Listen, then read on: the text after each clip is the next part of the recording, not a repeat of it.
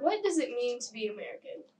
Well, America's full of all different things. There's so many cultures, religions, and ethnicities within America. But what started all these distinct cultures in America? Immigration. 1607, Jamestown, the first permanent settlement in America. After getting to speak with the Jamestown Society, we learned that 104 men and boys immigrated to America to start Jamestown, which quickly grew. This was the beginning of immigration and colonization within America. 1620, immigration caused by an oppressive religious rule.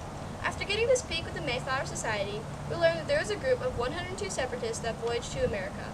Half of them died in a harsh winter in 1620, but the remaining were able to start families that have created over 35 million lineages today. 1840, Irish potato famine. A fungus quickly spread through all of Ireland, destroying all of the potatoes, causing over 1 million to immigrate to America, bringing their Irish culture. 1914, World War I. After the war, the Immigration Act of 1917 caused support for an ethnic quota. For the first time, a restrictive policy was put into place, the Emergency Quota Act, which limited immigrants to 357,800 people annually from the Eastern Hemisphere. Then the Johnson-Reed Act of 1924 made the quotas permanent with less visas. 1939 to 1945, World War II, a dark time for both immigrants in the U.S. and those trying to come over. The Alien Registration Act had already been passed in 1940, but when the war began, Japanese immigrants and Japanese Americans were quickly targeted as they were wrongfully thought to be Imperial Japanese spies. This notion led President Franklin D. Roosevelt to sign an executive order which led to the forcible internment of 120,000 Japanese Americans. It was a bad time and one that the country has since apologized for. However, during the war, the Bracero program was introduced in which Mexican laborers were admitted to the U.S. to work on farms at minimum wage. After the war ended, the U.S. faced 220 million displaced refugees, which led President Truman to issue a directive that distributed around 40,000 visas to refugees of all kinds. But the Displaced Persons Act of 1948 quickly superseded this and was changed to give out more. 1955, the Vietnam War, a major immigration event. Large-scale immigration from Vietnam to the U.S. began at the end of the war, when the fall of Saigon in 1975 led to the U.S.-sponsored evacuation of over 125,000 Vietnamese refugees. This is where the term boat people came from. Now with the knowledge of the past, we can see how immigration and the policies concerning it have and will continue to affect our country. But we now face a challenge we've never encountered before: undocumented immigrants. In the past, we've assisted countless refugees, but the thousands of people we now face don't qualify for these programs and aren't necessarily coming over for the right reasons. With so many misconceptions about immigrants' activities, we talked with our local chief of police to clear things up.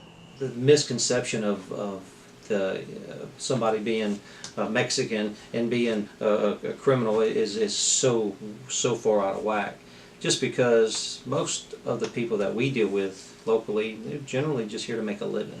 However, not everyone shares this view. You know, illegal aliens, we shouldn't even call them immigrants. Illegal aliens when they come to this country, and they are committing crimes, and they are bringing heroin over the border. Speaking of illegal immigrants, we decided to talk to a Venezuelan immigrant who recently acquired her citizenship. Actually, I come from a country in which a lot of people is emigrating because the country is in a really bad position.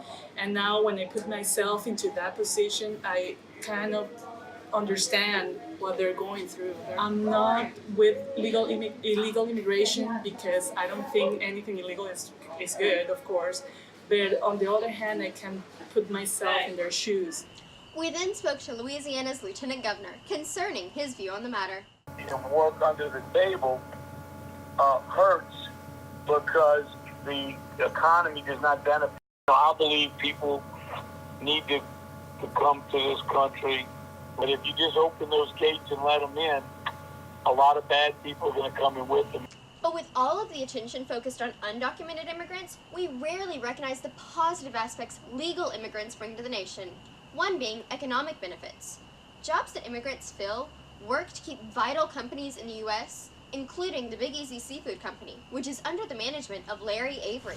Well, I have about 85 legal immigrants that work for me.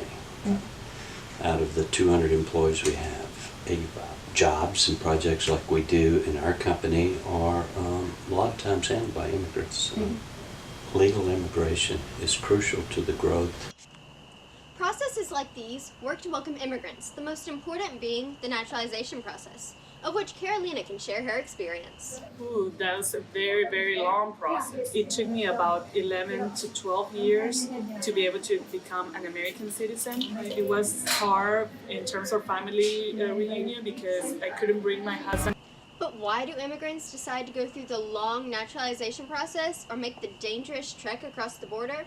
Surprisingly, everyone has the same answer. Opportunity. Because this is the land of opportunities. But what does the future hold as our country evolves and immigration becomes more complicated? In coming years, it will be essential for people to band together to solve our immigration problems. However, immigration has undoubtedly changed our country in a positive manner. The United States is a melting pot. With almost every American being an immigrant at some point in their lineages, it's true that America was built on immigration, and it truly defines what it means to be American. It was a tall, proud city and teeming with people of all kinds living in harmony and peace. And if there had to be city walls, the walls had doors, and the doors were open to anyone with the will and the heart to get here.